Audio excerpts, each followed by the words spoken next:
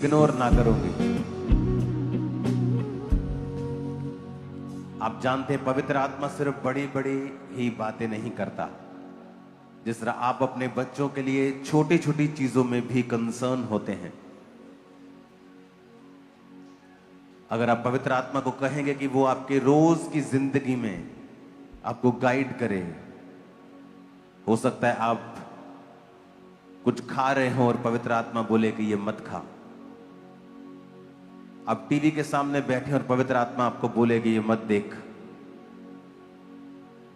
आप कहीं सुबह जा रहे हो और पवित्र आत्मा आपको बोले यहां मत जा, वहां जा। और ये आवाज बहुत प्रेशर वाली नहीं होती है, क्योंकि पवित्र आत्मा परमेश्वर जो जेंटल परमेश्वर है, वो फोर्स वाला परमेश्वर नहीं है, वो जबरदस्ती करने वाला परमेश्वर नहीं है। और जब आप सेंसिटिव होते हैं, जब आप खुले होते हैं, आपकी स्पिरिट परमेश्वर के साथ एक होती है और पवित्र आत्मा जब आपसे बात करता है आप उसको इग्नोर नहीं करते, तभी आपकी तरक्की होती है। अदरवाइज आप उस सेम पोजीशन पे स्टक हो जाते हैं। सालों साल आप एक ही पोजीशन पे रह सकते हैं। आत्मिक रीति से सालों साल आप बच्चे रह सकते हैं।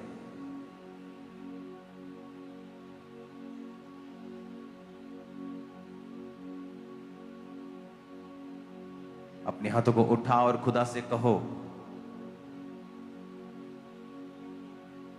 कि मैं आत्मिक बच्चा ना बना रहूं, और जब तुम मुझसे बात करे मैं उसी वक्त उसे फॉलो करूं। निर्बल का तू बल है, संकट में तू सहारा, शांति हमें देता सब कुछ है तू हमारा। तेरे खून से हमको मिले मुक्ति, मसीहा महान यीशु। तू है जिंदगी, तू है बंदगी, तू हमारा खुदा। हाथों को उठा के कहो प्रभु मैं तेरी स्पिरिट के प्रति सेंसिटिव रहूं। जब आप ये सीख लेंगे, ये एक प्रैक्टिस है। ये आप जब सीख लेंगे, जब आप कंट्रोल आप पर होगा, जब आप समझ जाएंगे कि आपको जो आपके अंदर की वॉइस है, जो इनर मैन की आवाज है, जो आपके अंदर वाले व्यक्तित्व की आवाज है, जो पवित्र आत्मा आपको आवाज देता है अंदर से, जब आप उसको फॉलो करना सीख जाएंगे, आप ऑटोमेटिकली ग्रो करेंगे। और ये वो चीज है जो 99% बिलीवर्स बहुत बार इग्नोर करते हैं। जो अंदर परमेश्वर की आवाज है उसे वो इग्नोर करते हैं, और इसीलिए वो अपनी लाइफ में एक लेवल पर स्टक कर जाते हैं और उन्हें नेक्स्ट ग्रोथ नहीं मिल पाती। आपको पवित्र आत्मा से बात करनी होगी कि पिता मैं अपने आप को आपके हाथों में सौंप कर वायदा करता हूं कि जो कुछ आप कहेंगे मैं उसे मानूंगा, मैं उसे मानूंगी। वो धीमी सी आवाज, उसे मैं फॉलो करूंगा। और याद रखो, अगर आप बाइबल नहीं पढ़ते हैं और आप पवित्र आत्मा के साथ, आप परमेश्वर के साथ अच्छे संबंधों में नहीं हैं, तो कई बार शैतान भी आपको गाइड कर जाता है। इसलिए मेक श्योर कि आप बाइबल पढ़ रहे हो और आप तौबा में हो कि पवित्र आत्मा ही आपसे बात कर रहा हो। और जब वो बात करेगा तो वो वचन के साथ मिलता हुआ होगा। पवित्र आत्मा कभी भी वचन के खिलाफ या उलट बात नहीं करता। अगर वचन कहता है अपने माता और पिता की आज्ञा को मान और उनकी इज्जत कर, तो पवित्र आत्मा उनकी बेइज्जती करने के लिए या उनकी डांट लगाने के लिए आपको कभी प्रेरित नहीं करेगा। वो शैतान होगा या आपका अपना स्पिरिट होगा। तो पवित्र आत्मा आपसे कभी भी वचन के खिलाफ जाने के लिए नहीं बोलेगा। ये उसकी निशानी है कि पवित्र आत्मा खुद वचन है। वो वचन जो उसने खुद लिखा है, वो वचन जो यीशु नाम से बड़ा है, वो वचन जिससे परमेश्वर हटता नहीं, वो वचन जो मुझे और आपको आजाद करता है। पवित्र आत्मा कभी भी वचन के खिलाफ बात या गाइड आपको नहीं करेगा। अगर वो वचन के खिलाफ आपको गाइड कर रहा है तो वो पवित्र आत्मा नहीं, वो दुष्ट आत्मा है या आपका अपना माइंड है। अपने हाथों को उठाकर खुदा बाप से कहो, आज से मैं पवित्र आत्मा की उस धीमी आवाज को सुन सकूं। अपने कानों पे हाथ रख के अपने कानों को अभिषेक करो कि पिता मेरे कानों को अनॉइंट कर कि मैं पवित्र आत्मा की उस आवाज को सुन सकूं। क्योंकि पवित्र आत्मा सबको बोलता है, वो सबसे बात करता है। अगर आप क्रिश्चियन हैं, बैप्टाइज्ड हैं, वो आपसे बात करता है, लेकिन हम उसको ओवर रूल करते हैं। और जब ओवर रूल करते हैं हम फंसते हैं, फिर बंधनों में फंसते हैं, फिर हम दुखी होते हैं, फिर हम निराश होते हैं, क्योंकि हमने उसकी आवाज को नहीं सुना और हमने अपनी शरीर की आवाज को सुना है। और जीसस ने कहा है कि तुम अगर शरीर के अनुसार चलोगे तो मर जाओगे। वो मरना शारीरिक नहीं है, वो मरना आत्मिक है, वो मरना बाकी चीजों में है, वो मरना तरक्की में है, वो मरना ग्रोथ में है। अगर तुम आत्मा के अनुसार चलोगे तो जियोगे, क्योंकि वो जीवन फिर तुम्हारे हर तरफ कार्य करेगा। जब ग्रोथ तुम्हारी जिंदगी में आएगी, तुम्हारी फैमिली का बिहेव भी तुम्हारे साथ चेंज हो जाता है। जब वो ब्लेसिंग तुम्हारी लाइफ में आती है, लोगों को देखने का नजरिया तुम्हारी जिंदगी का बदल जाता है। तो वो बहुत जरूरी है कि आप पवित्र आत्मा की आवाज को सुने और उसकी आवाज को समझ सकें और परमेश्वर की महिमा को कर सकें। अपने हाथों को उठाकर अपने कानों पे रखो और कहो, पिता मैं तेरी आवाज को सुनूं, उस धीमी आवाज को कभी मिस ना करूं, कभी मिस ना करूं। एक बड़े पास्टर को परमेश्वर हीलिंग मिनिस्ट्री में लेके जाने से पहले परमेश्वर ने उससे बात की, मेरे बेटे अपनी गर्लफ्रेंड को छोड़ दे। और ये बहुत धीमी आवाज थी उसके लिए। आज वो 70 साल का व्यक्ति होगा, 75 साल का व्यक्ति होगा, लेकिन उसने उस आवाज को जब सुना तो परमेश्वर ने उसे फिर पूरी दुनिया में इस्तेमाल किया। अगर आप धीमी आवाज को इग्नोर करेंगे और परमेश्वर को उसका आप कोई बहाना देंगे तो परमेश्वर कभी भी आपको उस लेवल पर नहीं ले जा पाएगा जो आपके लिए बना है। और उसी लेवल पर जाकर ही सब चीजें जो आपके लिए बनाई गई हैं, जो परफेक्ट वर्ल्ड है, जो अब दुनिया में एग्जिस्ट नहीं करता लोगों के हिसाब से, आप उसे पा सकते हैं। लेकिन आपको परमेश्वर की बात सुनकर हर कदम पर आगे बढ़ना होगा। जरूरी है कि आप माफ करें लोगों को, अपने हृदय को खाली करें, अपने हृदय को बिल्कुल एम्प्टी करके, अपने हृदय को साफ करके परमेश्वर के सामने जाएं, ताकि पवित्र आत्मा की आवाज आपसे इग्नोर ना हो जाए, वो धीमी ना पड़ जाए, मध्यम ना पड़ जाए। ऐसा ना हो कि दुख, ऐसा ना हो कि अगर आप बहुत दुखी रहते हैं अपनी बीमारी से या अपने गरीबी से, तो भी आप पवित्र आत्मा की आवाज को नहीं सुन पाते हैं। बहुत ज्यादा दुखी रहने वाले लोग वो भी नहीं सुन पाते, क्योंकि उनका दुख इतना हावी होता है। आपको वचन पढ़ना होता है ताकि परमेश्वर की आवाज आपको सुन सके। जो बहुत ज्यादा निराशा में है, बहुत ज्यादा गुस्सा करते हैं, जो माफ नहीं कर सकते लोगों को, विरोधियों को, जिन्होंने कुछ बोला, जिन्होंने कुछ किया आपके खिलाफ, वो भी पवित्र आत्मा की आवाज को नहीं सुन पाते हैं। ये सबसे इंपॉर्टेंट आज का परमेश्वर का मैसेज है कि आप उसकी आवाज को सुन सकें। अपने हाथों को उठाओ, अपने हाथ को अपनी छाती पे रखो, एक हाथ को अपने सिर पे रखो और कहो, पिता मैं आज से तेरा हूं, मैं तेरी हूं खुदावन, तेरी बात को सुनने के लिए तैयार हूं। ऊंची आवाज में मांगो खुदा बाप से। करुणा का तू सागर, महिमा का तू है राजा, करुणा का तू सागर, महिमा का तू है राजा। सांसों में समा कर मेरे दिल में यीशु आजा। हाथों को उठा के, खुदावन मैं तेरी बात को सुन सकूं।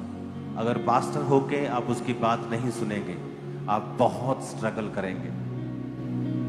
बहुत स्ट्रगलिंग लाइफ होती है पास्टर्स की, क्योंकि उनको ज़्यादा ज़रूरी है कि वो होली स्पिरिट की उस मध्यम आवाज़ को सुन सकें। होली स्पिरिट की मध्यम आवाज़ को सुनने वाले पास्टर्स वो कलीसिया के विश्वासियों के लिए लड़ते नहीं हैं कि वो दूसरी चर्च में चला गया। वो पवित्र आत्मा की बात को समझने की कोशिश करते हैं और आवाज़ को सुनते हैं, इसलिए वो अलग होते हैं। अपने हाथों को उठा के खुदा से कहो, आज मैं तेरी आवाज़ को सुन सकूं, मेरी प्रोग्रामिंग चेंज कर दे खुदावन। और हर डेविल को जो इस प्रोग्रामिंग के खिलाफ है, तेरे नाम में आज मेरी जिंदगी को छोड़ के जाए। अपने हाथों को उठाकर खुदा बाप से प्रार्थना करो।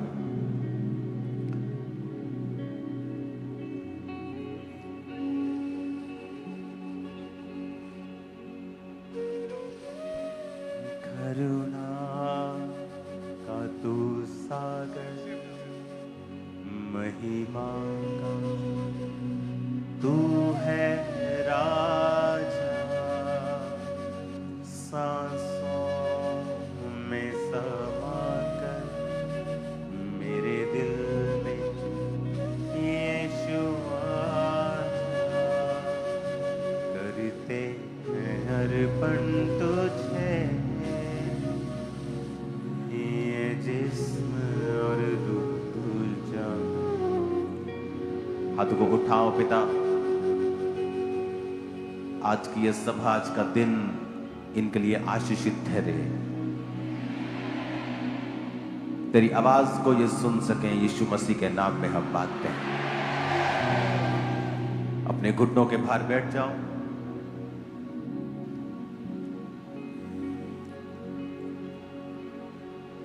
अपनी बाइबल को उठाओ और कहो, आज जो कुछ मैं सुनूंगा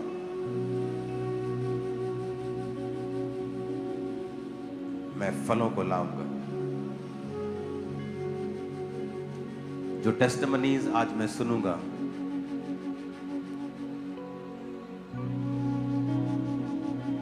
मैं उन पे विश्वास करूंगा।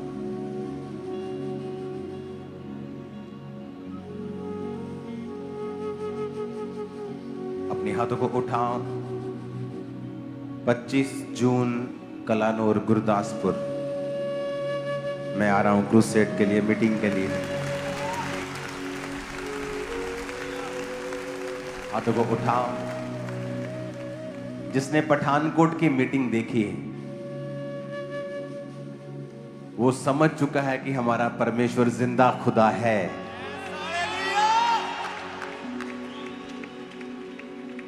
अन्य जाति लोग, पुलिस वाले, बड़े बड़े ऑफिसर्स 8:30 तक ये समझ चुके थे कि ये प्रोग्राम कैंसिल हो चुका है, इनका पास्टर नहीं आएगा, सब कुछ अस्त व्यस्त हो गया है, इतनी बारिश हो चुकी है। लोग पर एक बात कहते हमें हैरान कर रही थी कि लोग बैठे कैसे हैं इतनी बारिश में।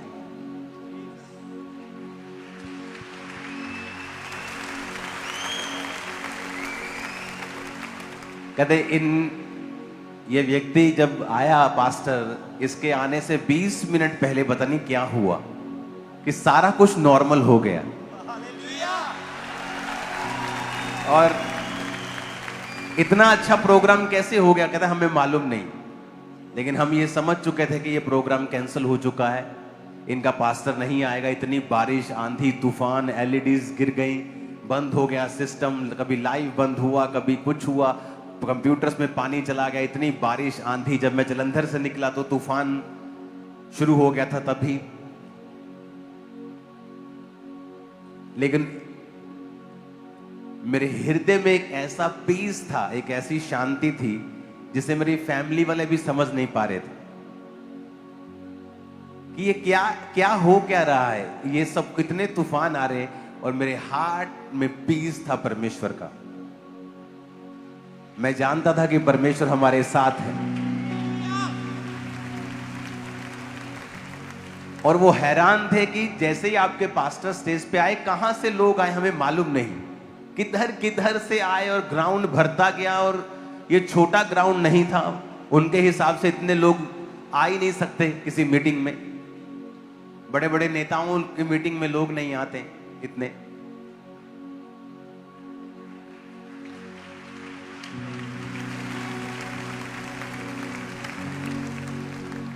उन्हें मालूम नहीं कि ये छत तो अभी पड़ी है।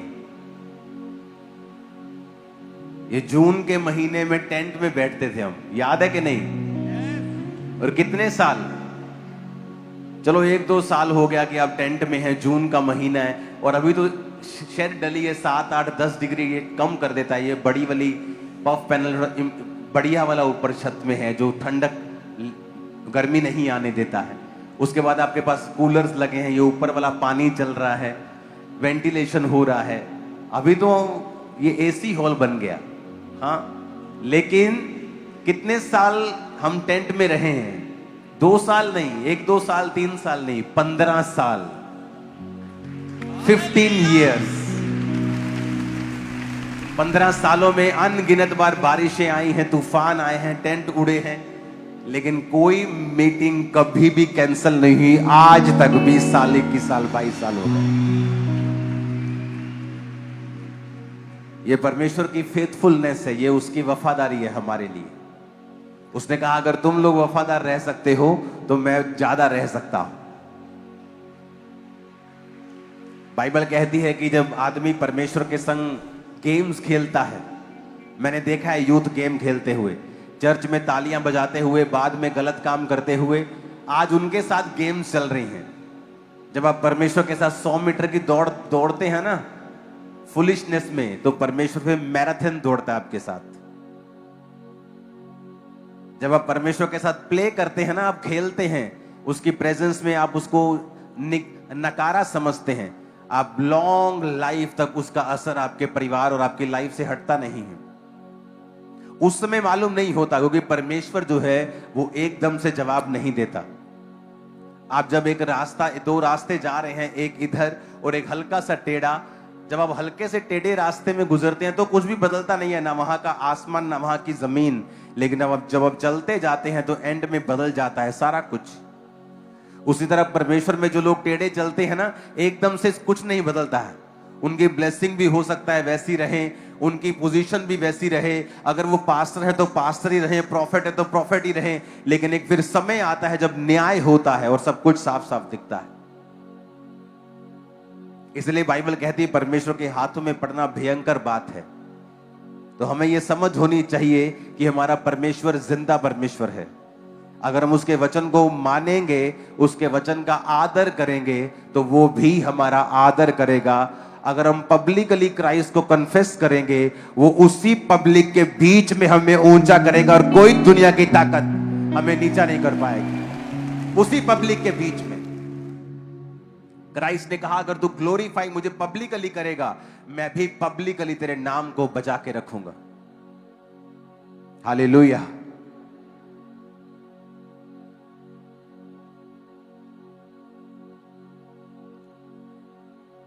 दो टेस्टमनीज को हम सुनेंगे, खुल के टेस्टमनी देना, क्योंकि ये बड़ी टेस्टमनीज हैं। परमेश्वर ने जो इनकी लाइफ में किया है, ये पॉसिबल नहीं था।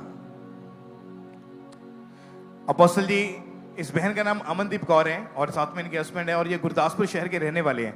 अगस्त 2019 में इनकी मैरिज हुई और मैरिज के बाद जब इन बहन के पीरियड्स इरेगुलर हो गए तो इन्हें 3-3, 4-4 महीने के बाद पीरियड्स आते थे, वो भी खुलकर नहीं आते थे।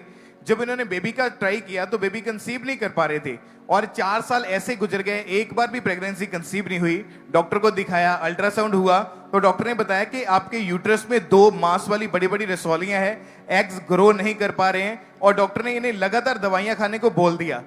आपका नाम बताइए क्या है? अमनदीप कौर। आपने लिखा कि आपने 3-3 मंथ के मेडिकल कोर्स किए, 4 से 5 बार, 7 डॉक्टर्स बदले।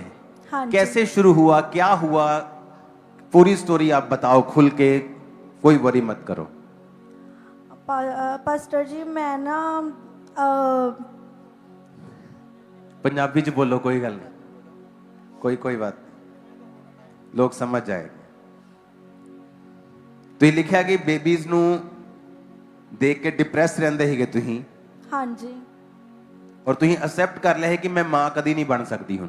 हाँ जी।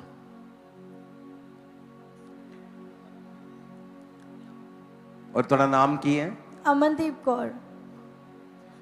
अपोस्टल जी, इन्होंने जब भी ये अपना प्रेगनेंसी टेस्ट करते थे तो हर बार नेगेटिव ही आता था। टेस्ट को देखकर इतना रोते थे, बेबी ना होने के कारण रिश्तेदार ताने मारते थे, इनसे बच्चे छुपा लेते थे। किसी के बच्चे को देखते थे तो सोचते थे कि मेरे बेबी होगा भी या नहीं। अपनी लाइफ में इतनी ज्यादा शर्मिंदगी महसूस करते थे, परेशान रहते थे। हस्बैंड और वाइफ दोनों का ही आपस में बहुत ज्यादा लड़ाई झगड़ा रहना शुरू हुआ। मैरिड लाइफ डिस्टर्ब हो चुकी थी, उम्मीद खत्म हो चुकी थी, अब बेबी नहीं होगा। तो बेबी गोद लेने के बारे में ये सोचने लगे। किसी विश्वासी पड़ोसी ने इनको अंकुरनला मिनिस्ट्रीज की ब्रांच गुरदासपुर के बारे में बताया, और जब इन्होंने वहां पे लगातार जाना शुरू किया, वचनों को सुना और स्पेशल टीचिंग को जो आप देते हैं उसको ग्रहण किया, परमेश्वर की सामर्थ ने इनके जीवन में काम किया और इनको एकदम से अजीब सी शांति मिली जो पिछले कई सालों से इनके पास नहीं थी, और इनका फेथ बढ़ने लगा। 13 अगस्त 2023 को गुरदासपुर ब्रांच में बैठे इन्होंने प्रेयर को रिसीव किया। उस प्रेयर को भी हम देख सकते हैं। ओके, इनको देना माइक। क्या किया आपने जब प्रेयर को रिसीव किया गुरदासपुर ब्रांच में? आपने कुछ लिखा है यहाँ स्पेशल? ਪਾਪਾ ਜੀ ਮੈਂ ਜਦੋਂ ਮਤਲਬ ਵੀ ਤੁਹਾਡੀ ਪ੍ਰੇਅਰ ਨੂੰ ਰਿਸੀਵ ਕੀਤਾ ਨਾ, ਤੇ ਮੈਂ ਸ਼ੁੱਕਰਵਾਰ ਦਾ ਦਿਨ ਛੱਡ ਕੇ ਸ਼ਨੀਵਾਰ ਦਾ ਦਿਨ ਛੱਡ ਕੇ ਤੇ ਮੈਂ ਮਤਲਬ ਸ਼ਨੀਵਾਰ ਨੂੰ ਆਪਣੇ ਹਸਬੰਡ ਨੂੰ ਕਿਹਾ ਕਿ ਨਾ ਮੇਰੇ ਲਈ ਨਾ ਪ੍ਰੈਗਨ ਨਿਊਜ਼ ਲੈ ਕੇ ਆਇਓ, ਮੈਂ ਟੈਸਟ ਕਰਨਾ ਵਾ। ਇਹ ਲੈ ਕੇ ਆਏ ਤੇ ਮੈਂ ਸੌਣ ਲੱਗਿਆ ਨਾ, ਮੈਂ ਪ੍ਰੈਗਨ ਨਿਊਜ਼ ਤੇ ਜਿਹੜਾ ਤੁਸੀਂ ਆਇਲ ਦਿੰਦੇ ਹੋ ਨਾ, ਮੈਂ ਉਹ ਵਾਲਾ ਆਇਲ ਜਿਹੜਾ ਨਾ ਆਪਣੇ ਮਤਲਬ ਕਿ ਪ੍ਰੈਗਨ ਨਿਊਜ਼ ਤੇ ਵੀ ਲਾ ਲਿਆ, ਆਪਣੇ ਪੇਟ ਤੇ ਵੀ ਲਾ ਲਿਆ, ਕ੍ਰੋਸ ਬਣਾ ਲਈ। ਤੇ ਫਿਰ ਮੈਂ ਉਹ ਸਾਰਾ ਆਇਲ ਪੀ ਵੀ ਲਿਆ। ਤੇ ਫਿਰ ਮੈਂ ਨਾਲ ਲੱਗਦੇ ਇਹ ਵੀ ਗੱਲ ਕਹੀ ਕਿ ਮੇਰੇ ਪਰਮੇਸ਼ਰ ਜੇ ਤੂੰ ਮੈਨੂੰ ਬੱਚਾ ਦੇਣਾ ਵਾ ਨਾ, ਮੈਨੂੰ ਐਤਕੀ ਮਾਂ ਬਣਾ ਦੇ, ਨਹੀਂ ਤੇ ਮੈਨੂੰ ਜ਼ਿੰਦਗੀ ਵਿੱਚ ਕਦੀ ਵੀ ਮਾਂ ਨਾ ਬਣਾਈ। ਮੈਂ ਇਹ ਸੋਚ ਕੇ ਨਾ ਮੈਂ ਸੌਂ ਗਈ। ਮੈਂ ਸਾਰਾ ਆਇਲ ਗੁੱਸੇ ਦੇ ਮਾਰੇ ਪੀ ਲਿਆ, ਉਹ ਵਾਲਾ ਆਇਲ ਜਿਹੜਾ ਸੀ। ਮੈਂ ਆਇਲ ਪੀ ਕੇ ਸੌਂ ਗਈ ਤੇ ਮੈਨੂੰ ਬਾਅਦ ਵਿੱਚ ਮੈਨੂੰ ਸੁਪਨਾ ਆਇਆ, ਸ਼ਾਇਦ 3 ਦਾ ਜਾਂ 4 ਦਾ ਟਾਈਮ ਸੀ।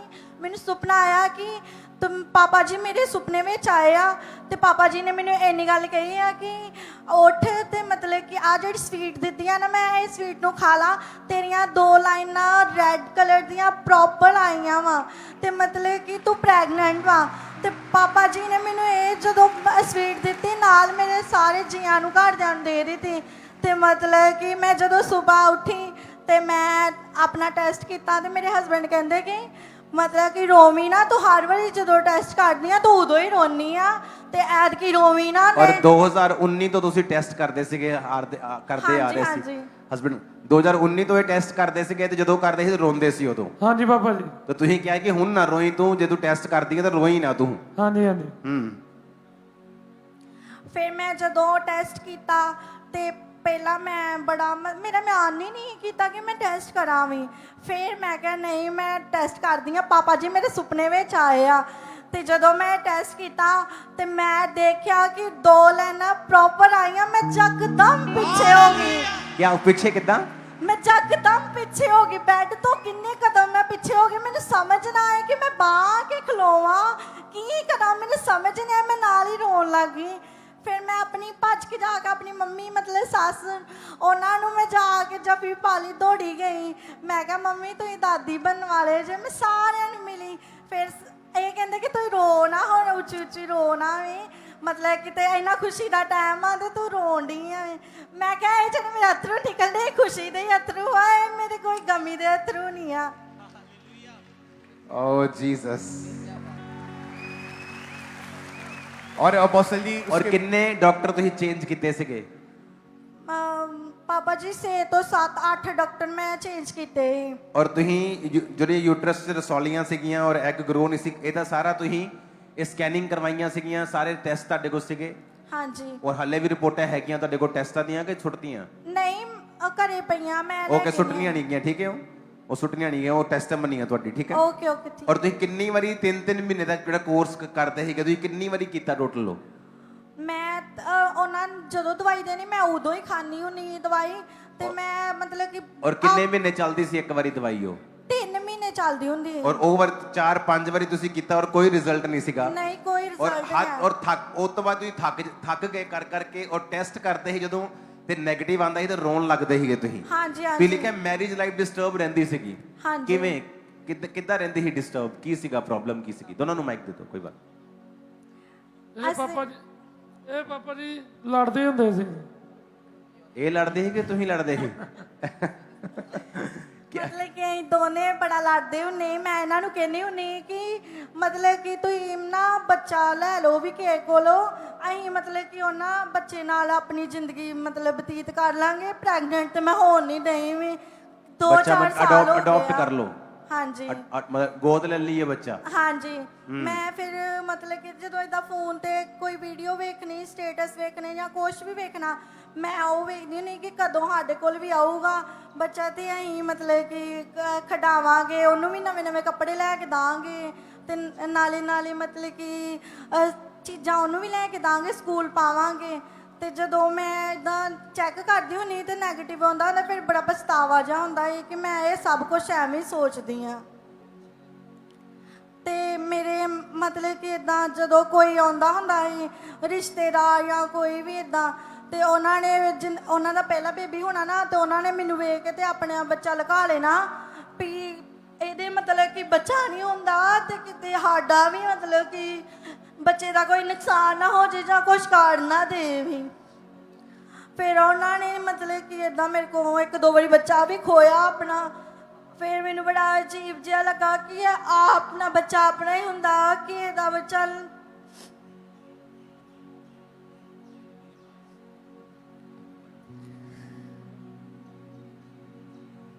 ਕੋਈ ਜਿੰਨਾ ਮਰਜ਼ੀ ਵੀ ਕਰ ਲੇ ਵੀ ਇਹ ਤੁਹਾਡਾ ਹੀ ਆ, ਪਰ ਨਹੀਂ, ਜੋ ਆਪਣਾ ਬੱਚਾ ਹੁੰਦਾ ਆਪਣਾ ਹੀ ਹੁੰਦਾ।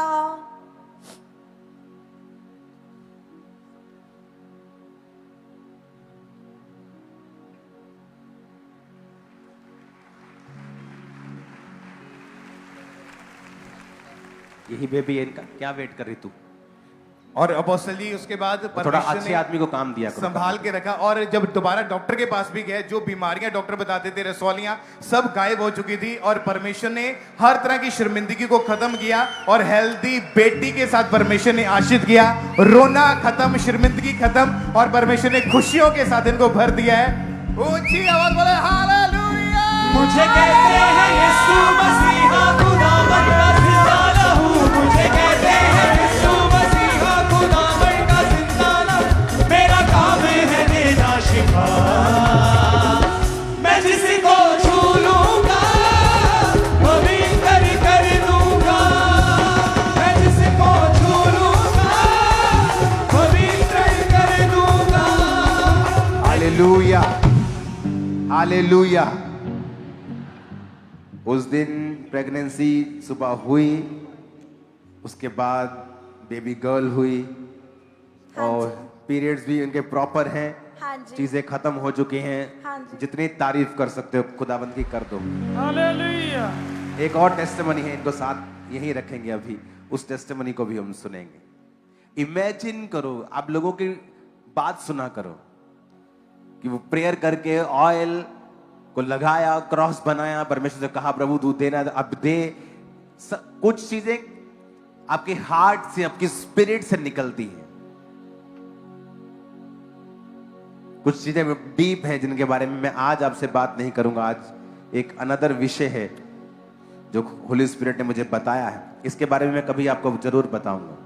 अपोस्टल जी, इस बहन का नाम प्रिया है और ये यूपी के रहने वाले हैं। दिसंबर 2019 में इनकी शादी हुई थी। उसके बाद इनके पीरियड्स इरेगुलर हो गए। 4-4 महीने के बाद पीरियड्स आते थे, और जब भी पीरियड्स आते थे खुलकर नहीं आते थे। बेबी के बारे में सोचा तो कंसीव नहीं हो पा रहा था, और इन्होंने 5 साल में एक बार भी प्रेगनेंसी टेस्ट पॉजिटिव नहीं देखा, कभी कंसीव नहीं हुआ। डॉक्टर के पास गए, जब अल्ट्रासाउंड हुई तो डॉक्टर ने बताया कि आपके यूट्रस में 2 मांस वाली बड़ी बड़ी रसौलियां हैं। इनको मेडिसिन खाने को कहा गया, और ये एक ही नहीं बल्कि अलग अलग 6 से 7 डॉक्टर्स के पास जाकर इन्होंने दवाइयां खाई, इलाज करवाया, पर 1% आपने लिखा कि आपको सुसाइडल थॉट्स आते थे।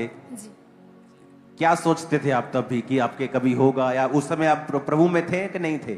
हाँ, प्रभु में थे। और तब भी सुसाइडल थॉट्स आपको आते थे? बहुत आते थे। क्या सोचते थे आप? हमेशा ऐसे किसी बच्चे को देखती थी तो मेरा भी दिल करता था कि मेरे पास भी कोई काश बेबी होता। घर में अकेले रोती रहती थी, कमरा बंद करके अपना सिर पटकती थी दीवार से। सुसाइड का थॉट बहुत आता था। और मेडिकल ट्रीटमेंट आपने करवाए सभी? बहुत करवाया। आपकी स्कैनिंग की रिपोर्ट्स आपके पास हैं अभी? हाँ। जहां रसौलियां थी आपके अंदर, और उसके बाद आपने डॉक्टर्स को चेंज किया, दवाइयों को खाया, सुसाइडल थॉट्स आपको आते थे, और आपको किसी रिलेटिव ने मिनिस्ट्री के बारे में बताया और आप फॉलो करने लगे? जी। क्या हुआ, वो जर्नी क्या है, आप मेरे को बताओ। किसने बताया आपको, आपने कैसे फॉलो किया, ऑनलाइन किया कि आए, क्या हुआ आपके साथ? मेरी एक सिस्टर है जो मुंबई में रहती हैं, उन्होंने मुझे बताया था 2024 में। ओके। तब मैंने आना स्टार्ट, पहले ऑनलाइन देखा, फिर उसके बाद चर्च आना स्टार्ट किया। और फिर मैं लगातार ऐसी मीटिंग अटेंड करती रही, लोगों की गवाहियां देखती रही। जब देखती थी किसी को 17 साल बाद 15 साल बाद बेबी होता था तो मेरा विश्वास बढ़ता था कि जब प्रभु इन्हें दे सकता है तो मुझे भी दे सकता है। तारीफ करो जोर से। हाँ। और अपोस्टल जी उसके बाद ओके, आप फिर जून में अजनाला क्रूसेड पे आए थे? जी, अजनाला क्रूसेड में आई थी और जब फायर प्रेयर हुई तो मेरी बॉडी सीवर करने लगी और मैं गिर गई। आपको मालूम होना चाहिए क्रूसेड्स एक अलग लेवल है। हर जगह परमेश्वर की प्रेजेंस है, यहां भी है, लेकिन क्रूसेड्स पे मैं आपको बताता हूं उसका सीक्रेट क्या है। आप जब भी नोटिस करेंगे क्रूसेड्स के ऊपर जो मेरा मैसेज होता है वो परमेश्वर की ओर मुड़ने का होता है। और आपकी स्पिरिचुअल लाइफ को मैं चैलेंज करता हूं हमेशा कि आपको ये चीज करनी है, परमेश्वर ये चाहता है। और मैं महसूस करता हूं उस समय स्पिरिट में कि परमेश्वर का जो हृदय होता है वो बड़ा ओपन होता है क्रूसेड पे, कि वो लोगों पर अपना प्यार उंडेल रहा होता है और उन्हें इन्विटेशन दे रहा होता है अपने साथ मेल मिलाप करने का। और आप इमेजिन, वहां पे मैंने देखा है कि वहां पे जो हीलिंग पावर है, जो डिलीवरेंस पावर है, वो एक नेक्स्ट लेवल की परमेश्वर वहां पे रखता है। और आप क्रूसेड पे आए, आप 2 जून 2025 को जो क्रूसेड था अजनाला में, आप वहां पे आए और आप वहां पे प्रेयर जब आपने रिसीव की, आपको कुछ हुआ, वो क्या एक्सपीरियंस है वो आप शेयर करें। जब प्रेयर हुई तो मुझे ऐसे जैसे गर्मी सी लगी और मेरी बॉडी इतनी सीवर करने लगी कि मैं कुछ दूर तक ऐसे ही लौटते लौटते चली गई। उसके बाद फिर मैं जब घर नहीं, आई, पर अगर हम एक संसारिक व्यक्ति के रूप से बात करें तो वो जून का महीना था, तो आपको वैसे भी गर्मी लग सकती है कि आप क्रूसेड पे हैं, आप कुछ वर्शिप कर रहे हैं तो आप गर्मी लग सकती, लेकिन ये गर्मी अलग थी या क्या था? अलग तरीके जैसे कोई करंट लगाओ, पूरी बॉडी झंझनाहट सी तो होने लगी। ये गर्मी वाली गर्मी नहीं थी, नहीं, आप कुछ और बोल रहे हो। हाँ। कि आपको कुछ गर्माहट अलग सी महसूस हुई और करंट अलग सा लगा था, करंट जो आपको पहले कभी महसूस नहीं हुआ, और उस क्रूसेड पे आपको लगा कि मुझे किसी ने छुआ है। ओके, अब इसे हम एक साइकोलॉजिकल मान सकते हैं कि चलो साइकोलॉजिकल, देखो जी जब धार्मिक जगहों पे जाते हैं तो साइकोलॉजिकल इफेक्ट होते हैं, ये पुलिसो इफेक्ट है, फलाना इफेक्ट है, धमकाना इफेक्ट है, चलो आपकी सारी बातें मान लेते हैं, इफेक्ट हो जाते हैं साइकोलॉजिकल। लेकिन उस एक्सपीरियंस के बाद एक्चुअल में आपकी लाइफ में क्या हुआ वो बताओ आप। जब मैं घर गई तो हस्बैंड से मेरी बहुत लड़ाई होती थी, उस रात भी बहुत लड़ाई हुई। तो मैंने फिर वहां से आई, यही सब बात हुई थी कि तुम कभी माँ नहीं बन सकती, ये वो बहुत लड़ाई हुई हमारी उनकी। तो मैंने कहा संडे मीटिंग थी, तो मैंने कहा फादर्स डे मीटिंग है, इसको अटेंड कर लूँ, कल मैं घर चली जाऊंगी। पूरा सामान इकट्ठा कर लिया था। उसके बाद मैं नीचे आई क्योंकि पीरियड इरेगुलर थे तो दवाई चलती थी। मैं दवा लेने गई पीरियड आने की, मैं प्रेग्नेंट थी, मुझे पता नहीं था। मैं गई पीरियड की दवा लाने, फिर मेरे मन में आया कि मैं किट ले लेती हूँ, शायद प्रेगनेंसी हो। फिर मैं कही कभी तो होता नहीं होगा, 2 बार ऐसे मन आया, फिर मैंने कहा ले ही लेती हूँ। जब लेके आया चेक किया तो टेस्ट पॉजिटिव आया, मैं अंदर ही रोने लगी। और उसके बाद मैंने किट लेके अब समझ आता है कि जब पवित्र आत्मा ने छुआ क्रूसेड के ऊपर, कोई गिर जाता है, कोई किसी को गर्माहट फील, किसी को ठंडक फील होती है, किसी को ताली बजाने का मन करता है, किसी को। जब मैं मीटिंग्स पे जाता था, ऐसी मीटिंग सभाओं में जब मैं जाता था और मुझे मानसिक डिलीवरेंस की बड़ी जरूरत होती थी, तो लोग समझते शायद ये थोड़ा सा डिप्रेस्ड है इसलिए गिर जाता है, लेकिन नहीं, मुझे मालूम था। जब पास्टर प्रार्थना करते तो मैं बहुत गिरता था। मेरी टीम मुझे संभालने में, टीम ये नहीं कि मेरी टीम, मेरे को वर्कर्स जो मेरे साथ साथी होते थे वो मुझे संभालने में ही लगे रहते थे। और कई बार तो मीटिंग में 10-10 बार मैं गिरता था। ये नहीं कि शैतान मेरे अंदर था, पवित्र आत्मा मैंने पाया हुआ था, लेकिन पवित्र आत्मा की सामर्थ्य मुझे इतना छूती थी और मैं अपने आप को इतना खुला रखता था परमेश्वर के सामने कि ताकि परमेश्वर ज्यादा से ज्यादा मुझे फिल कर सके। और यही वो एक्सपीरियंस है कि मैं क्रूसेड पे गई और कुछ अलग मुझे हुआ। ये वो गर्माहट नहीं थी जो गर्मी में पसीने से घबराहट आती, ये करंट था, कुछ अलग सुपरनैचुरल एक्सपीरियंस था। चलो मान लो जी ये कुछ नहीं था, ये साइकोलॉजिकल था। फिर अगर ये साइकोलॉजिकल था तो वो लेडी जिसको मांस वाली सिस्ट है, जिसके पास इसका प्रूफ है, स्कैनिंग्स, जिसने पीरियड्स ना आने के बाद दवाइयां खाती थी, रसौलियां थी, 7 डॉक्टर्स बदले, 5 साल मेडिसिन खाई, रिजल्ट कोई नहीं आया, हस्बैंड से लड़ाई है, सुसाइडल थॉट आते हैं, घर पे टक्करें मारती है। अब एक एक्सपीरियंस क्या हो गया ऐसा उस मीटिंग में कि जब गर्माहट फील हुई और अगले महीने जब अपने आप को चेक किया तो पहली बार मैरिज के वो प्रेग्नेंट थी। ओह, और अपोस्टल ये इतना हैरान थे और ऊंची आवाज में एक बार हालेलुया बोल दो जरा। और इन्होंने कम से नहीं, कम ऊंची आवाज में शैतान के गढ़ों को हिलाओ जरा।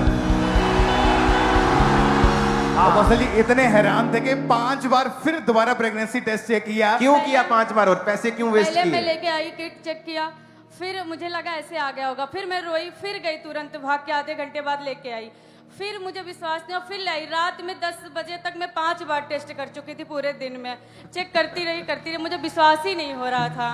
अभी हो रहा है विश्वास? अभी हाथ में पकड़ा हुआ है। क्योंकि जिंदा खुदा है। सुनो, अभी और टेस्टमनी है, अभी और है, आगे सुनेंगे। जब बेबी प्रेग्नेंट हो गई आप, उसके बाद की।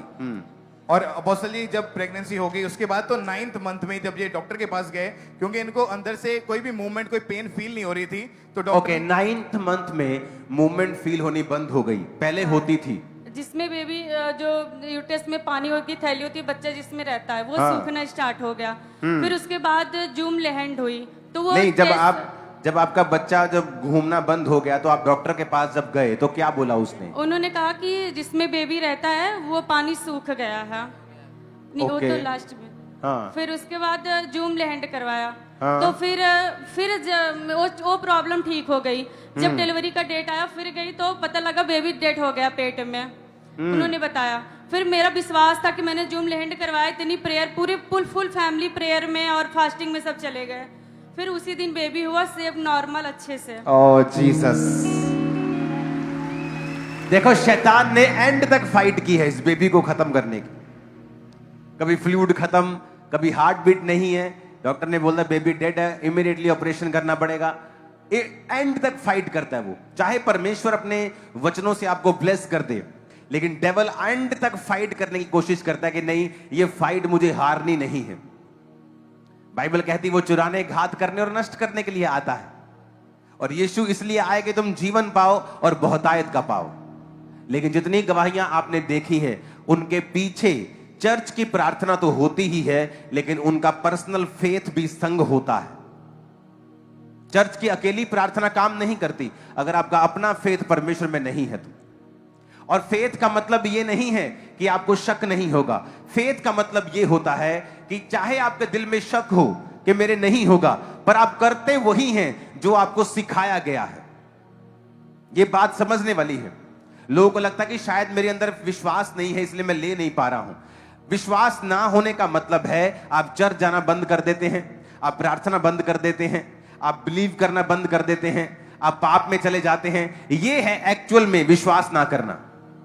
मेरे दिल में ये शक था, शक रूपी विश्वास बोल लो या विश्वास रूपी शक बोल लो, कि मेरी लाइफ में हीलिंग नहीं हो सकती। मुझे मालूम था, लेकिन मैंने चर्च जाना छोड़ा नहीं, प्रार्थना नहीं छोड़ी, बाइबल नहीं छोड़ी। और एक्चुअल में परमेश्वर आपके कर्म देखकर आपको देता है, ना कि आपके शब्दों से। और कर्म क्या थे कि बिलीव है कि नहीं, मैंने एक बार भी प्रेगनेंसी नहीं देखी है, नहीं हो सकता। डॉक्टर ने बोल दिया रसौलियां हैं, पहली टेस्टमनी, एग नहीं ग्रो करते हैं, रसौलियां हैं, पीरियड इरेगुलर है, दवाइयां खा चुके हैं, हर बार दवाई खाते थे, दवाइयां खाते थे, कितनी बार दवाइयों के कोर्स लिए, कोई रिजल्ट नहीं आया, एंड में सब खत्म कर दिया। लेकिन मन में था कि मैं कभी मां नहीं बन सकती। लेकिन कर्म क्या है? अनॉइंटिंग ऑयल अप्लाई कर रही है। कर्म क्या है? प्रेयर कर रही है। कर्म क्या है? अपनी उस किट के ऊपर, जो प्रेगनेंसी वाली किट है, उसके ऊपर भी क्रॉस बना रही है। ये कर्म है, और परमेश्वर कर्म देखता है। आप यहां बैठे हैं, आपका ये कर्म है, वो कर्म देख रहा है। आप प्रेयर कर रहे हैं, वो कर्म देख रहा है। आपके दिल में शक हो सकता है, पर वो शक जल्दी खत्म हो जाएगा, क्योंकि आप ग्रैब करने वाले अपनी लाइफ की बिगेस्ट टेस्टिमनी को जल्दी, वेरी सून मैंने कहा, आप अपनी लाइफ की सबसे बड़ी गवाही के साथ पुलपिट पे आने वाले हैं। आमीन ऊंचे चाहिए और साथ चाहिए। ऊंचे चाहिए और साथ चाहिए। क्योंकि जिंदा खुदा है तू मेरा, जिंदा खुदा हालेलुया। है तू मेरा। Hallelujah, hallelujah. आपको मालूम है शैतान आपके साथ फाइट करता है। आपको पता है प्रेगनेंसी हो गई है, अब फ्लूइड कम हो गया, अच्छा जूम ले हैंड प्रार्थना करवाते हैं, विश्वास रखते हैं नहीं मुझ पे प्रेयर हुई है, प्रार्थना हुई है मुझ पे, बेबी डेड नहीं हो सकता। इसलिए आपको हमेशा चर्च से अनॉइंट करके चीजें दी जाती हैं कि जब आप चर्च से दूर हैं आप उन चीजों का इस्तेमाल करें, क्योंकि परमेश्वर के वचन उन पे हैं, उसकी सामर्थ उस पे है। वो अपने आप में कुछ नहीं है, लेकिन जब प्रार्थना और वचन की ताकत को उन पे डिक्लेयर किया जाता है, हालेलुया।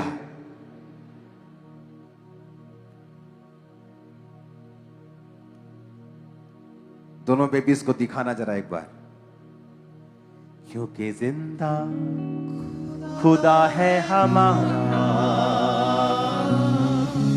जिंदा खुदा है हमारा, क्योंकि जिंदा खुदा है हमारा,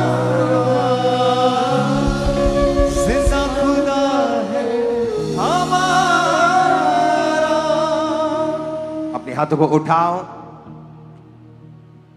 इन गवाहियों के लिए तारीफ करो ऊंची आवाज से।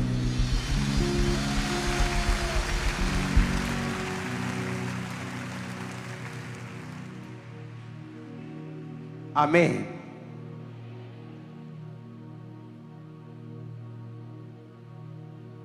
गुरदासपुर मीटिंग के लिए तैयार हो? क्रिश्चियन लोगों के लिए और है ही क्या है।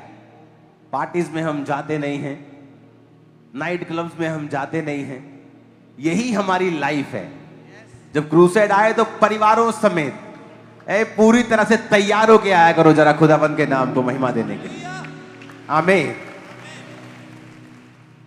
यही तो बरकत लेने का तरीका है, यही तो परमेश्वर को खुश करने का तरीका है कि आप जा रहे हैं क्रूसेड के ऊपर, चाहे आपको हीलिंग की जरूरत नहीं है, आप दूसरों के लिए प्रार्थना कर रहे हैं कि वहां पे बीमार लोग आएंगे और उनको हीलिंग की जरूरत है। आज जो प्रार्थना हमने की है पुलपेट पे आने के तुरंत बाद, उस प्रार्थना को फिर से इंटरनेट पे दोबारा जाके सुने।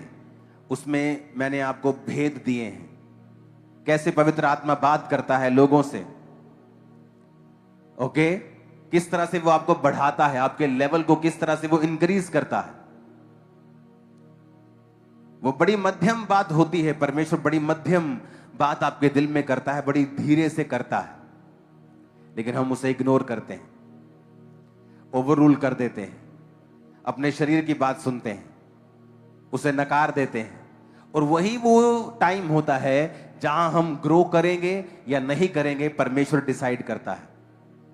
अब हो सकता है एक ही स्पिरिचुअल उम्र में 10 साल रहें, कि स्पिरिट में आपकी उम्र 15 साल है, और हो सकता है 10 साल 15 साल बीत जाने पर भी जहां आप 25-30 के होने चाहिए थे, अभी भी आप 15 साल के हैं, क्योंकि आपने परमेश्वर की आवाज को सुनना बंद कर दिया। आप 15 साल के इसलिए हुए क्योंकि तब आप परमेश्वर की आवाज को सुनते थे। अब आप जब थोड़ा बड़े हो गए, आपने उसकी आवाज को सुनना बंद कर दिया और आपने अपने शरीर की आवाज को सुना और समझा।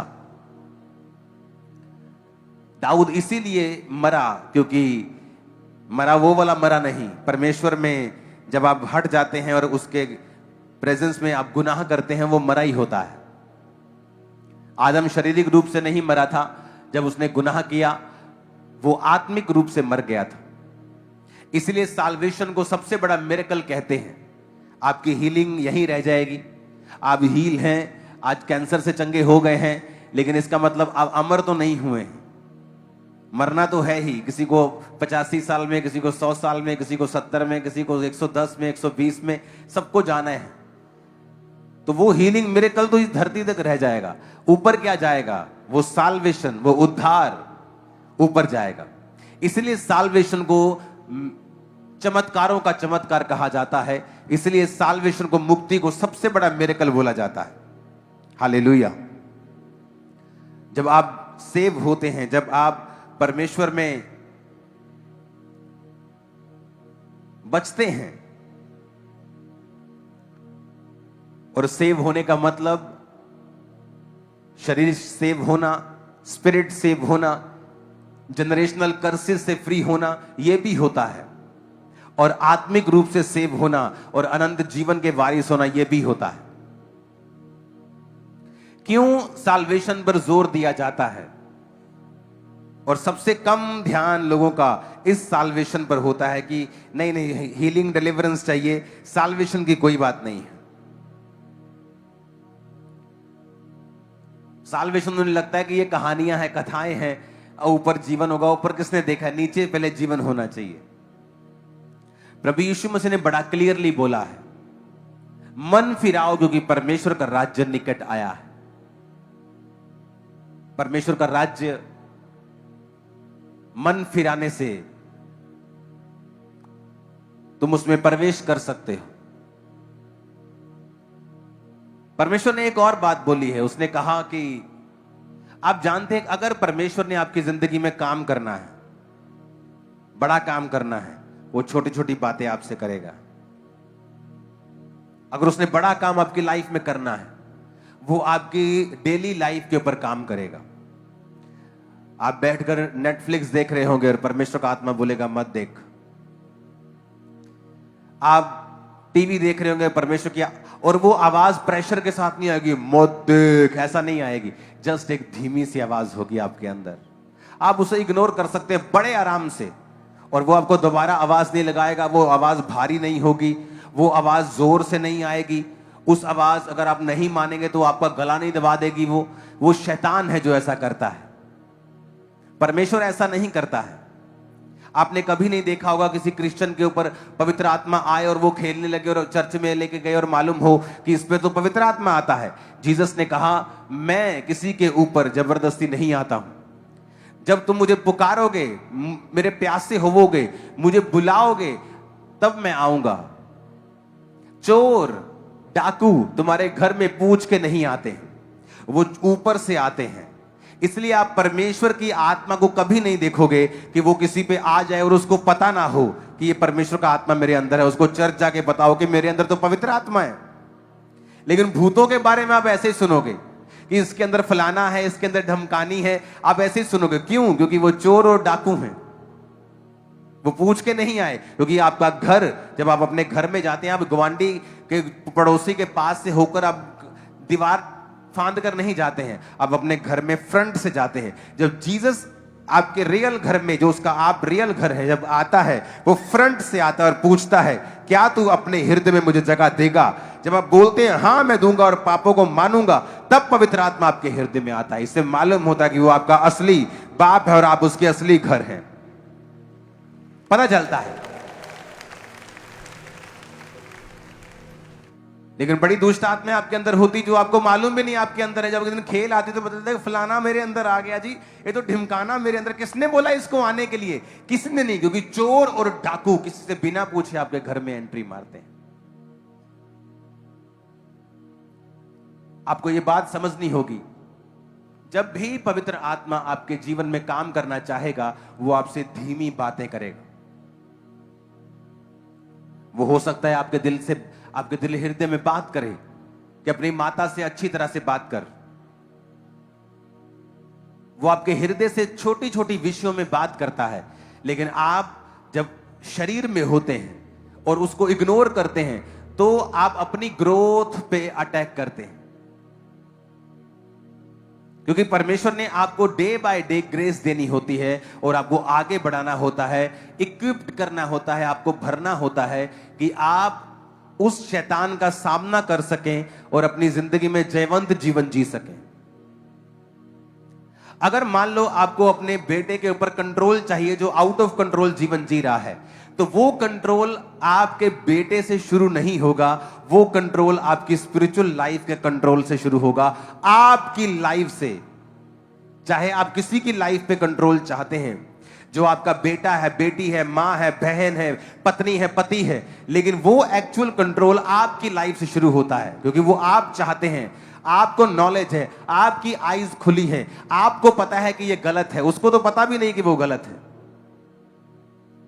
जब वो शुरुआत आपसे होनी है तो परमेश्वर सबसे पहला बदलाव भी आपकी लाइफ में करता है कि आप उस बात को सुने और समझें और उसके बाद आप उसे फॉलो करें। फिर परमेश्वर एक ऑरा, एक ग्रेस, एक अनॉइंटिंग, एक ग्रेस, आपकी एक झिलम आपके आसपास क्रिएट करना शुरू करता है, जिससे परमेश्वर धीरे धीरे उस व्यक्ति के हृदय को बदल देगा और उसके प्रति, उसके दिल में आपके प्रति प्रेम को पैदा कर देगा, इज्जत को पैदा कर देगा और धीरे धीरे बदलाव आना शुरू होगा। और ये एक्चुअल में बदलाव आपसे जुड़ा हुआ था, उससे नहीं जुड़ा हुआ था।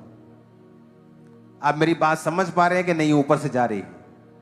हाँ, आदमी चाहते मेरा बिजनेस चले, लेकिन जब आप पवित्र आत्मा की आवाज को इग्नोर करेंगे आप कभी भी सक्सेसफुल नहीं हो पाएंगे। परमेश्वर ने इस दुनिया का नियम बनाया कि जब तक ये दुनिया बनी रहेगी, बोने और काटने का, बोने का समय और काटने का ये बना रहेगा। परमेश्वर ने एक नियम ठहराया है कि अगर तुम्हें फसल चाहिए तो तुम्हें बीज बोना पड़ेगा। चाहे हम लाख प्रार्थना कर लें, अगर हम बोने वाले टाइदर नहीं हैं, अगर हम टाइथ नहीं बोते हैं, उस टाइथ से आप किसी विडो की हेल्प नहीं कर सकते। एक्चुअल में वो टाइथ चर्च भवन के लिए होता है, आप सेवा भी नहीं कर सकते हैं। एक्चुअल में जो रियल बाइबल टीचिंग है वो परमेश्वर के घर से जुड़ा होता है। हालेलुया।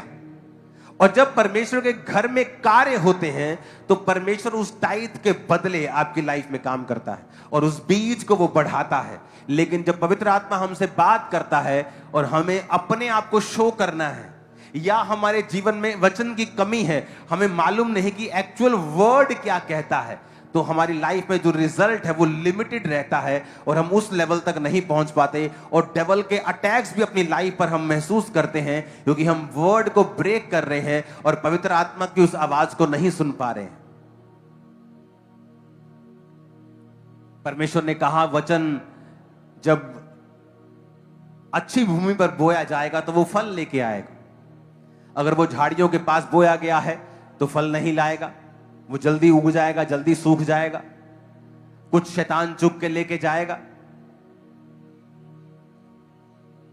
तो वो वचन है क्या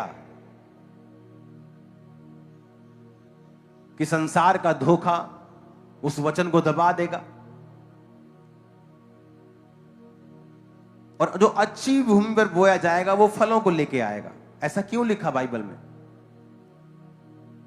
और एक जगह और पवित्र आत्मा ने एक वचन लिखा है, यीशु मसीह ने कहा कि जब वो भवन में थे और परमेश्वर ने पुकार के कहा कि हे दुनिया की, अगर तुम चाहते हो कि आत्मा तुम पे उतरे, तुम प्यासे हो तो मेरे पास आओ, मैं तुम्हें पिलाऊंगा और तुम जीवन जल के सोते बन जाओगे।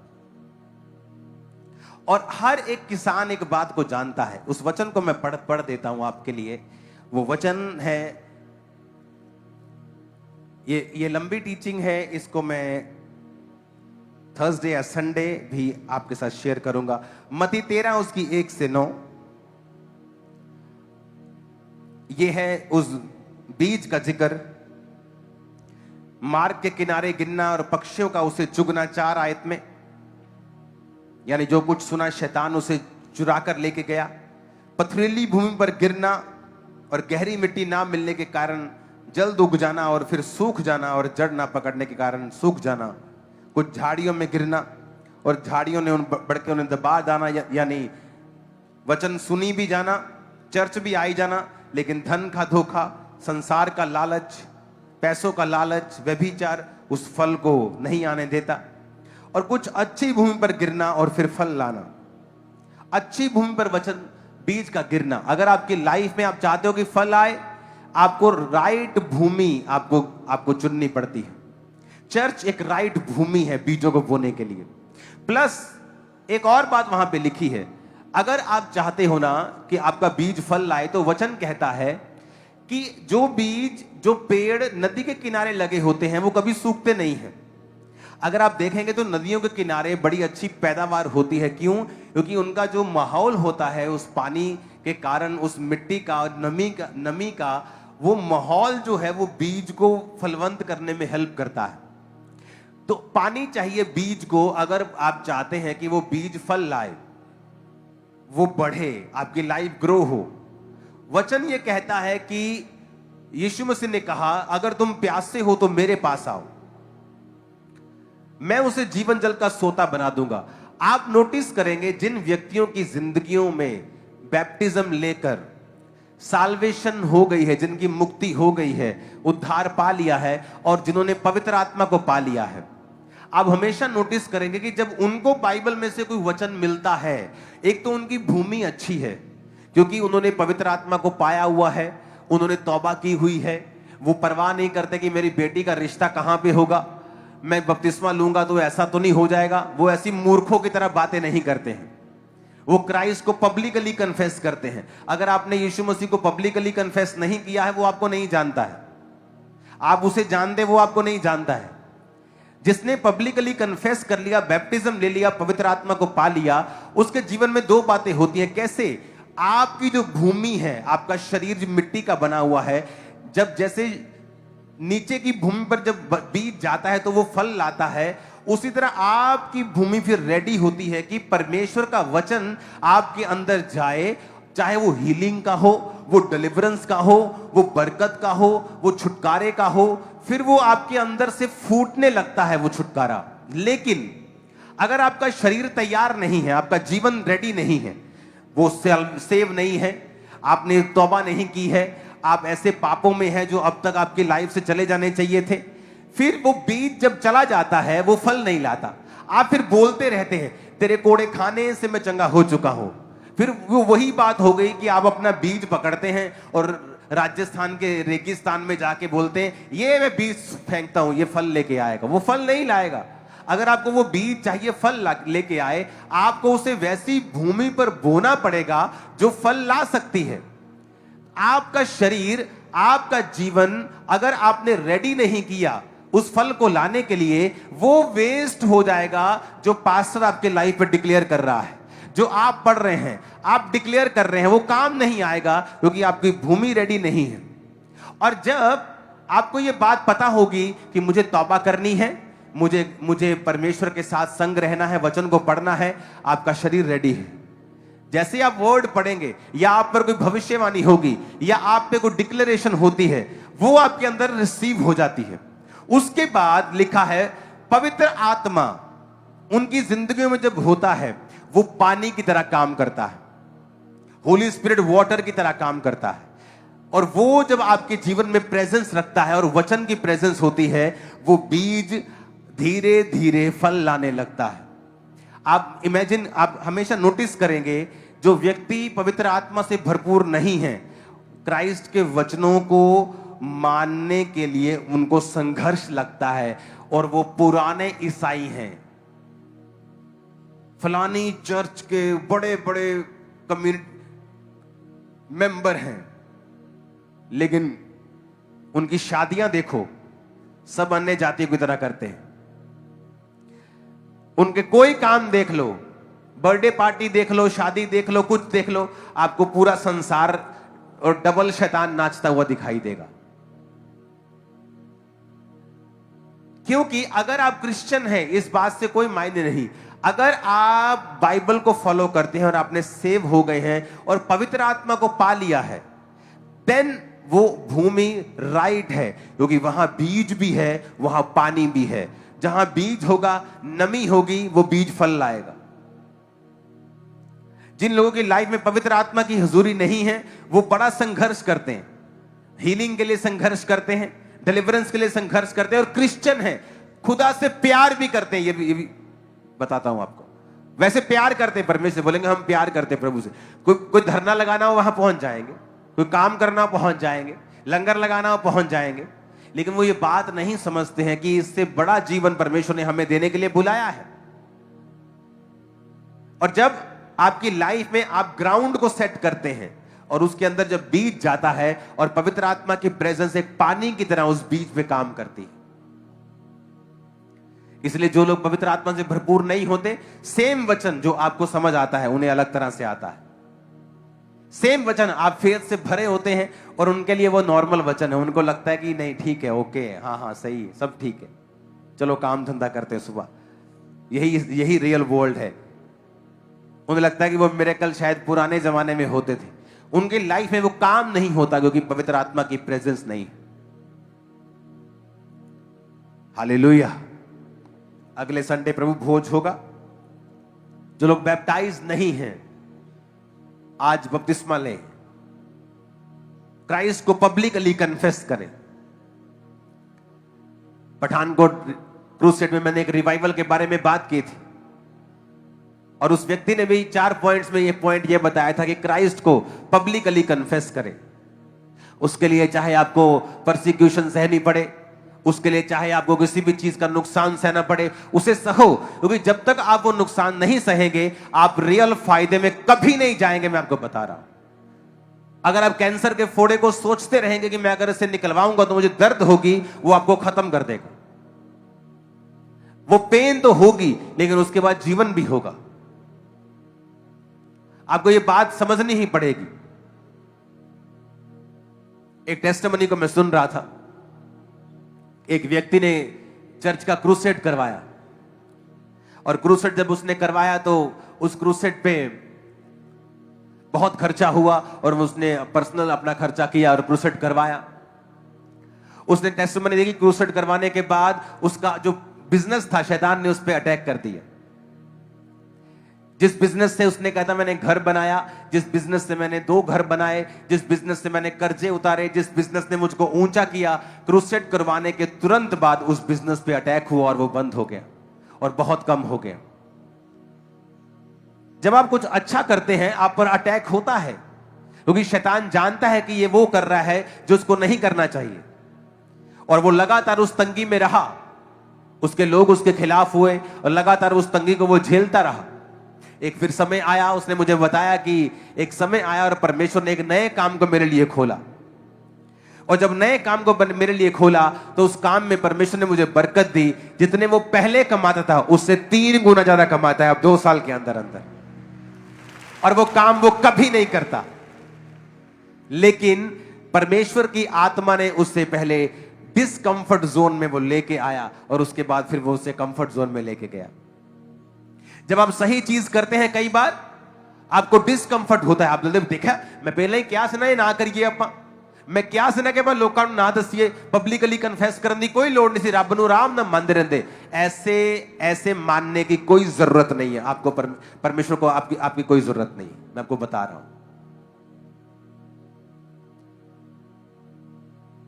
आप हो सकता है आज आप कल पब्लिकली कन्फेस करके नुकसान उठाओ नुकसान। मैं चैलेंज करता हूं अगले 5 सालों में जो फायदा होगा नुकसान चिल्लर ठहराएगा उसके सामने जो फायदा होने वाला। सोचो तो सही, तुम क्यों डरते हो? जिस परमेश्वर ने सूर्य चांद को, चंद्रमा को, पूरे तारागणों को बनाया, जिसने इतना बड़ा बड़ा ग्रह को बना के इतना सब कुछ बनाया, वो तुम्हारी उस छोटी सी नौकरी का क्या इंतजाम नहीं कर पाएगा? क्या वो तुम्हें सेटल नहीं कर पाएगा? बड़ा सोचो परमेश्वर के लिए और वचन से सोचो कि परमेश्वर आपको मरने नहीं देगा। आप उसको कुछ देंगे वो आपको बड़ा देगा। आप उसके लिए कुछ त्यागेंगे आप 100 गुना पाएंगे। वही आप जो नहीं कर पा रहे हैं इस डर से कि यही खत्म ना हो जाए, वही आपकी रुकावट है जो आपको एक लेवल पे रख रही। हालेलुया। एक टीम मेंबर था, ये 15 साल पहले की बात है, और मैंने उसे बताया कि परमेश्वर का आत्मा चाहता है कि तू फुल टाइम परमेश्वर का काम करे। और मेरी आदत है मैं कभी लोगों को फोर्स नहीं करता हूं। कोई जाना चाहता है उसी वक्त जा सकता है, कोई आना चाहता है आ सकता है। अब मेरी लाइफ में वो बदलाव आ चुका है। हम किसी की काउंसलिंग नहीं करते ठहरने के लिए। पहले काउंसलिंग चलती थी, 15 साल काउंसलिंग चल रही, नहीं सेवा कर। अब कोई काउंसलिंग नहीं होती है। आपका 1% भी दिल नहीं है, आप कभी भी जा सकते हैं, क्योंकि परमेश्वर को 100% लोग चाहिए, आधे अधूरे लोग नहीं चाहिए। तो उस समय मैंने उससे कहा और वो हमेशा टालता रहा और हमेशा उसे लगता था कि वो इस तरह से आप ये दिखाते हैं कि आप बहुत बड़े कोई वैल्यूएबल चीज हैं आप, और फिर परमेश्वर आपको ब्लेस नहीं करता, और वो लगा रहा सालों साल, लेकिन जब उसने फैसला किया फुल टाइम सेवा में आने का, उसके बाद उसकी लाइफ में बदलाव हुआ और बड़ी ब्लेसिंग्स आई। पहले नहीं, सेवा करता था, वो चर्च में सेवा करता था। ये बात मैं इसलिए कह रहा हूं कि पवित्र आत्मा कई बार आपसे जब बात करता है, आप उसको इग्नोर करते हैं और कंटिन्यू इग्नोर करते हैं, और वो हो सकता है आप 10 साल इग्नोर करते रहे, लेकिन 10 साल बाद भी वो पवित्र आत्मा आपको सेम बात ही बोलता है, और उसी के पीछे आपकी एक बड़ी बरकत होती है। 10 साल से वो सेम बात कर सकता है, क्योंकि उसकी योजना सेम नहीं होती। मैंने किसी को कहते सुना कि परमेश्वर के जो प्लान्स हैं, कि परमेश्वर जो योजनाएं तुम्हारे विषय में रखता है तुम्हारे लाभ की हानि के लिए नहीं, कि परमेश्वर has a lot of plans for your life. अगर एक प्लान तुम कहीं पाप करके गिर गए, ही हैज अनदर प्लान, गिर गए ही has another. This is not a right, this is false information. परमेश्वर के पास आपके लिए मल्टीपल प्लान्स नहीं है।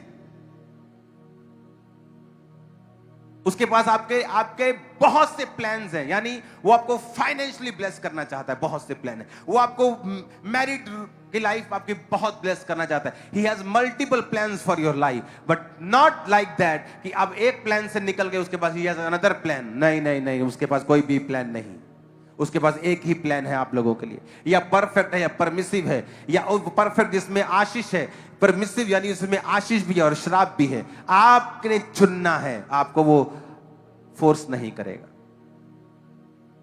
Hallelujah, hallelujah. आपको चुनना पड़ता है कि आज आप शरीर के सामने, परिस्थितियों के सामने झुकना चाहते हैं या आप आगे बढ़ना चाहते हैं। ये चर्च 2 साल की यंग चर्च सडनली गर्मी में आती है और टेंट लगते हैं और कूलर्स नहीं है और जस्ट पंखे लग रहे हैं और बड़ी गर्मी है जून के महीने में। बहुत सारे विश्वासी आगे कंप्लेंट कर रहे हैं, नहीं नहीं चर्च है, बहुत गर्मी होती है, बहुत गर्मी है, क्या करे क्या करे। और सडनली मेरे को एक मैसेज आता है कि एक पास्टर हैं और वो आके यूएसए से आपकी चर्च में प्रीच करेंगे और जाते जाते आपको 8-10 लाख रुपए दे जाएंगे और आप लेंटर डाल लेना। वाओ, व्हाट ए प्लान कि सभी 500 के 500 लोग लेंटर के नीचे आ जाएंगे, गर्मी खत्म हो जाएगी। लेकिन पवित्र आत्मा ने मुझसे अंदर कहा, मत कर। पैसे के लिए परमेश्वर के पुलपट किसी को मत दे। हाँ, वैसे कोई तेरी चर्च में प्रीच कर रहे, तुझे पवित्र आत्मा तेरी अगुवाई करे तो बुला किसी को बुला, कोई प्रॉब्लम नहीं, लेकिन पैसे के लिए मत बुला। मैंने कहा नहीं, मैं नहीं करूंगा ये। उसी गर्मी में हम रहे, फिर 1 साल नहीं, 2 साल नहीं, 3 साल, 4 साल, 5 साल, 6 साल, और आपको ऐसा लगता है कि आपने परमेश्वर का प्लान चाहे रिजेक्ट कर दिया है। आपने क्यों पैसा नहीं लिया? अगर वो छत डल जाती, आज इस छत में हम कभी नहीं होते। हालेलुया। आज भी चर्च बहुत से काम कर सकती है। आज भी जब मैं टीम को बुलाता हूं, क्या चल रहा है कंस्ट्रक्शन में, क्योंकि वो इतना बड़ा काम है, इतना ज्यादा काम है कि अगर मीडिया का काम हम कर रहे हैं तो उसका बिल बना है 1,75,00,000 रुपए। सिर्फ मीडिया, जो आपको नजर नहीं आना, जो पीछे के इक्विपमेंट्स हैं, जो पीछे की चीजें, जो नए हॉल में रेडी हो रहा है, तो उसको धीरे धीरे करके पैसे जा रहे हैं, 40 लाख जा रहा है, फिर वो धीरे धीरे आ रहा है, फिर वो बन रहा है, उसके साथ दूसरा काम जुड़ा हुआ, उसके साथ तीसरा जुड़ा हुआ, चौथा जुड़ा हुआ, 5वां जुड़ा हुआ है, एक एक करके पेमेंट सबकी जा रही है। मैं तो हैरान होता हूं कई बार जब लोग बोलते हैं इनको फॉरेन से पैसा आ रहा है, इनकी फॉरेन फंडिंग की जांच की जाए। और मेरी टीम जब आके बोलती है, मैं बोलता हूँ ये काम क्यों नहीं हो रहा? पापा पेमेंट थोड़ी है तो हम सबको धीरे धीरे करके बांटते हैं और इस तरह से काम हो रहा है। मैं कहा यार तू ही झूठ बोले जाने, लोग की कह रहे साडे को पैसा बहुत है, तू ही कहते रखा होना पक्का। वो कह रहे साडे को पैसे बड़े, तू ही कह नहीं हौली हौली काम करते। 2017 से चर्च बन रहा है, 8-9 साल हो गए। ये चर्च बिकी नहीं। थोड़ी सी वोटें डलवा दो ना, थोड़ी सी 20-25 लाख लोग दे जाते हैं। और जितना चर्च के साथ लोग जुड़ा है, हम 100 करोड़ भी मांगेंगे ना तो मना नहीं करता, और छठ में हल होते हैं। लेकिन परमेश्वर ने कहा है बिकना नहीं, इस चर्च को जब वो खड़ा करेगा ना, कोई दुनिया का माइकल आला अविश्वासी आके नहीं बोल सकता इस चर्च की मैंने हेल्प की, मैंने दिया इनको पैसा, कोई नहीं बोल सकता। हम सब यही बोलते हैं कि इस चर्च के गरीब लोगों ने, इस चर्च के मीडियम क्लास लोगों ने, इस चर्च के अमीर लोगों ने, हमने मिलके बिना फॉरेन फंडिंग के ये चर्च खड़ा किया, खुदा ने खड़ा किया। हालेलुया। ये लाइफ होनी चाहिए। एक समय होता है, आपको वेट करना है, वो चाहे उसमें टाइम लगे। रेत पे घर बनाना आसान है, आप झट बिक जाओ और 50-100 करोड़ में और जो मर्जी एम्पायर अपना खड़ा कर लो, लेकिन उसमें बढ़ोतरी नहीं है, उसमें परमेश्वर नहीं है। परमेश्वर का घर हमेशा चट्टान पर बनाना, उसकी नींव डालना कहीं अधिक मुश्किल है, लेकिन जब वो घर बन जाता है, कोई ढा नहीं सकता, कोई गिरा नहीं सकता। फैसला कर लो, आज वचन पे खड़े रहेंगे, वचन में खड़े रहकर थोड़े साल मुसीबत भी झेलनी पड़े तो झेलेंगे, क्योंकि जो परमेश्वर ने अब इस सेवकाई में किया है वो मार्वलस है। वो दुनिया देख रही है, वो अमेरिका देखता है, वहां के लोग देखते हैं कि क्या हो रहा है। वहां मैसेजेस आते हैं, फोन्स आते हैं, कई देशों के प्रेसिडेंट, प्राइम मिनिस्टर्स वॉच करते हैं हमारी मीटिंग्स को कि परमेश्वर का आत्मा वाकई वहां काम कर रहा है। Hallelujah, hallelujah.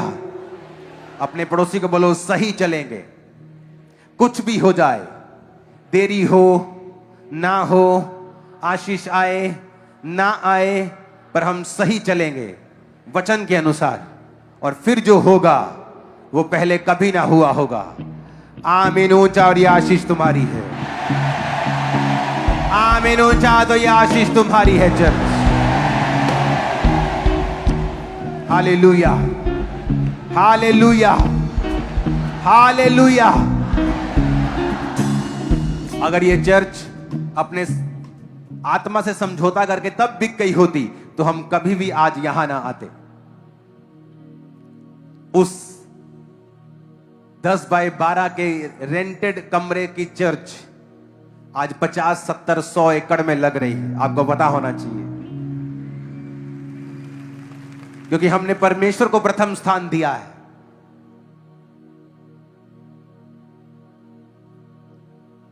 मेरे टीम मेंबर्स के अपने घर थे और 2016 में मैं रेंट पे था, जब मैं ये चर्च भारत की दूसरी सबसे बड़ी और पंजाब की सबसे बड़ी और उत्तर भारत की सबसे बड़ी चर्च थी। लोगों ने कहा आप क्या कर रहे हो? मैंने कहा मैं जो समझता हूं कि पहले अपने चर्च को, टीम को, लोगों को बिल्ड करना चाहिए। कई पास्टर्स मेरे पास आके बोलते हैं हमें घर चाहिए। मैंने कहा नहीं, चर्च है, नहीं चर्च नहीं, पहले तुम्हें चर्च चाहिए,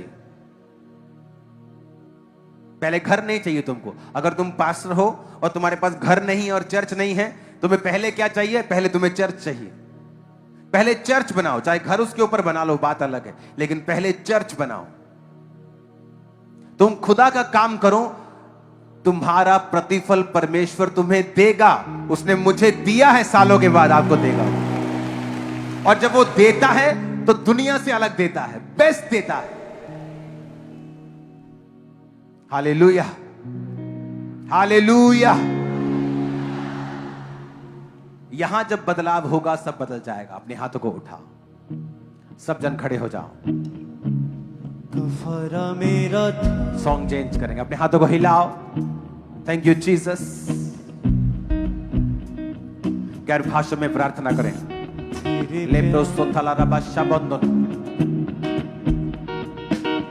लेप्रोसोथाला रबाशी खंत, लेगोरा बासमरियाना रबाशा कबस, लेप्रोसोथाला रबाशा बंदन मसा कबकांदा नमदा रबाशी खंत। बदल देता है मांगो जो कुछ मिल जाता है। खुदा बाप, हम दोनों एक मन होकर इस चर्च को, इस चर्च के सारे कपल्स को, लोगों को आशीषित करते हैं। खुदा बाप, तेरा आत्मा इनको छुए, तेरी हीलिंग इन्हें टच करे। आज जितने बीमार शरीर हमारे बीच में, प्रभु तेरे वचन में लिखा है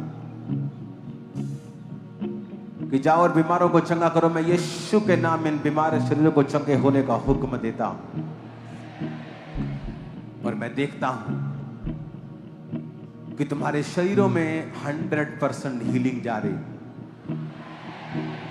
मैं कमांड करता हूं हर प्रकार की दुष्ट आत्मा तुम्हारे जीवन को वो छोड़ के जाए, हर प्रकार की बीमारी को छोड़ के जाए।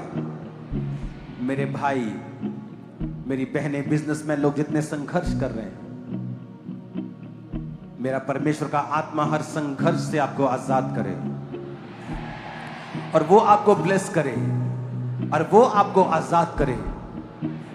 मेरे परमेश्वर का आत्मा